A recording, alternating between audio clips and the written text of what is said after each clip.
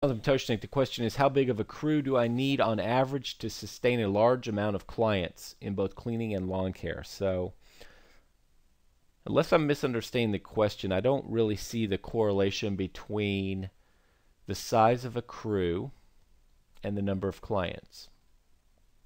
So, and maybe the question needs to be restated, but I'll give it my best shot here. So if a client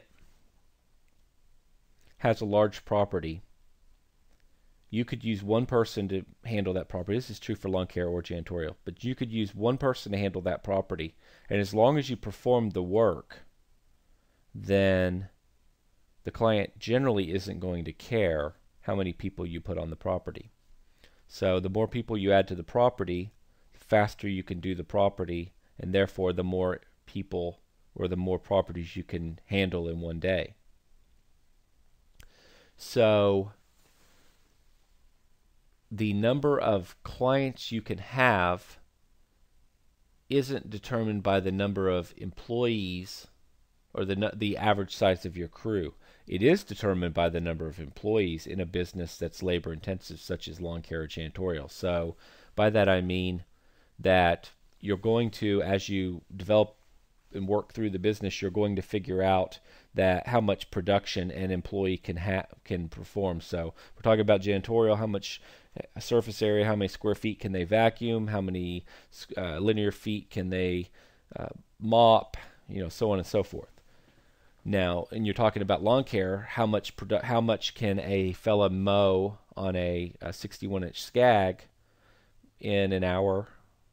How much can a guy do on a 21-inch mower? So what you're going to figure out is how much production your individual employees can carry out.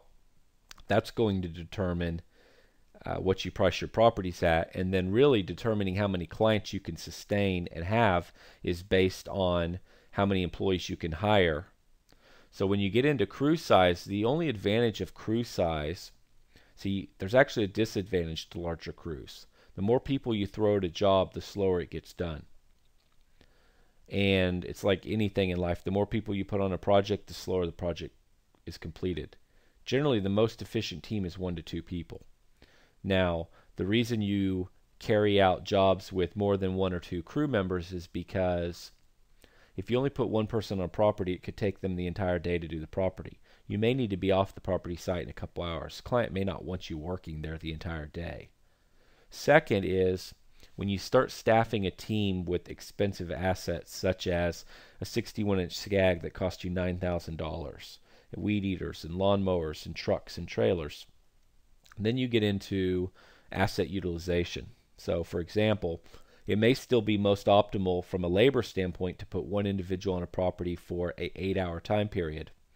The problem is that on a mowing job, for example, during that 8-hour time period, that one individual he drove a truck to the job site with a trailer, and that truck sat there for 8 hours and didn't move. During that same time period, he may have used that Scag for approximately 2 hours. Then that Scag sat there for 6 hours.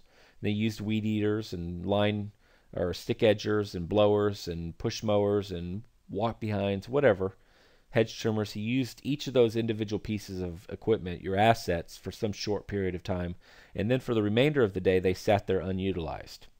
So what you quickly start to discover is you've got a $40,000 investment, truck, trailer, and equipment. Theoretically, you have, for the sake of this example, you have a $40,000 investment sitting there. And any single piece of equipment on that asset is only being utilized for a very short period of time. And so now you've got debt and such, and you're not utilizing your assets, your equipment very well. So and it's very expensive to go buy this stuff. So if you want to have one individual per crew and you want to do 5 properties of this same size that take 8 hours a day done, you've now got to have 5 crews. So that means you'd have to buy 5 trucks, 5 trailers, and all the equipment. Extremely expensive proposition. So this is where you get into maximizing asset utilization. So you quickly figure out, what if I could put 4 guys on this commercial crew? We could get in and out of the property much faster. We could use the same truck. and we could use the same Turf Tiger or Skag or whatever, Exmark, and we could be more efficient about this, and we could keep this equipment running longer. So ideally what happens is you get to a place where your trucks and trailers are moving a little more frequently.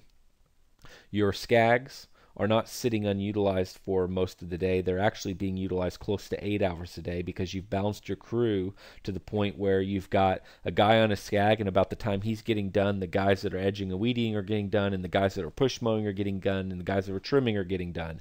Everybody's getting done around about the same time using these different assets, your different pieces of equipment. And that way, you're getting maximum production out of these assets, so you don't have to go buy a second $10,000 Skag. You can utilize that first one to its maximum potential and keep your debt down.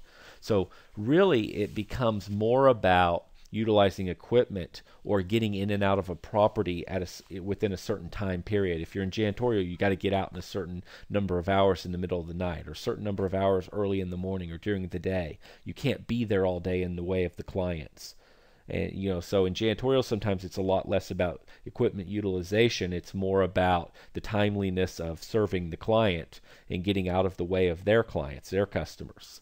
And so that's when you get into determining how big your crews need to be. But you don't really gain any production speed by throwing more people at a job. You just better utilize equipment and satisfy the things I've been talking about. So your most optimal crews tend to have 1 or 2 people, and they become less optimal as they get bigger because you got guys waiting around. You got more chatting and conversing and talking, and all kinds of things happen. So, or you've got one foreman that gets stuck standing there talking to a property manager while 4 guys sit in a truck. You got 5 guys driving long distances to get to the next job.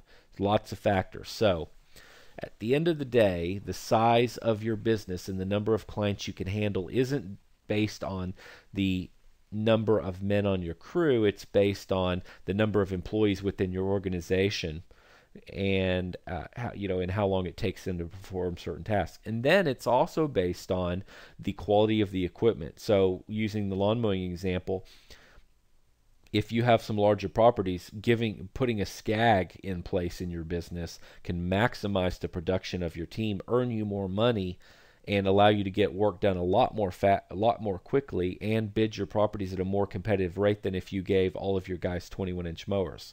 So if it took 3 guys with 21-inch mowers to produce the same amount of work as one guy on a Skag, by buying a Skag for your organization, you produce more efficiency and drive down the number of employees that you need.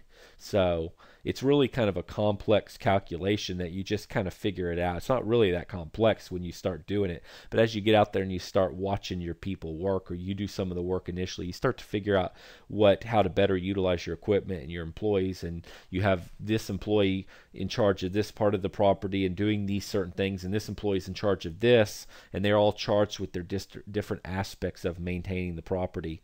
And you kind of figure out this balance, and as you figure out that balance, you'll learn how many employees you need. And so basically you're always staffing up on equipment and on trucks and on employees as you take on more clients.